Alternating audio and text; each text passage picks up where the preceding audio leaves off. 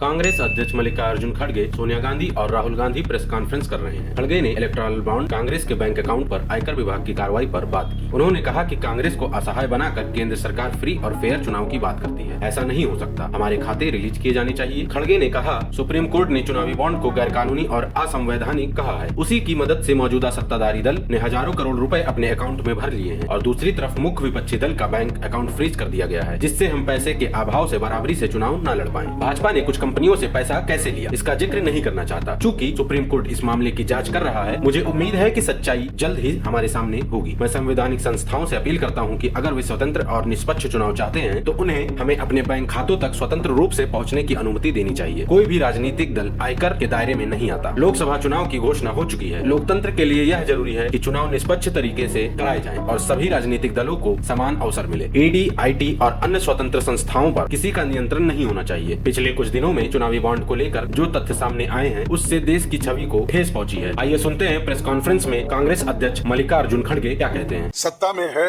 उनका रिसोर्सेस पर मोनोपोली हो, ये नहीं कि उनका मीडिया पर एक अधिकार हो, ये नहीं कि सत्ताधारी दल का संवैधानिक तथा न्यायिक संस्था जैसे आईटी, ईडी, इलेक्शन कमीशन, इन अपने दूसरे ऑटोनोमस बॉडीज पर प्रत्यक्ष अथवा परोक्ष नियंत्रण हो। दुर्भाग्य से जो पिछले दिनों में सुप्रीम कोर्ट के हस्तक्षेप के बाद जो इलेक्टोरल बॉन्ड, चुनावी चंदा बॉन्ड के बारे में जो तथ्य निकलकर सामने आए, वो बहुत ही चिंताजनक है, शर्मनाक भी है, क्योंकि इससे हमारे देश की छवि को ठेस पहुंची है। हमारे देश ने पिछले 70 सालों में निष्पक्ष चुनाव और स्वस्थ लोकतंत्र की छवि बनाई थी, उस पर प्रश्न चिन्ह आज उठ गया है। सुप्रीम कोर्ट ने जिस चुनावी चंदा बॉन्ड को इलीगल और अनकॉन्स्टिट्यूशनल कहा, उस स्कीम के तहत मौजूदा सत्ताधारी दल ने हजारों करोड़ रुपए से ज्यादा अपने अकाउंट में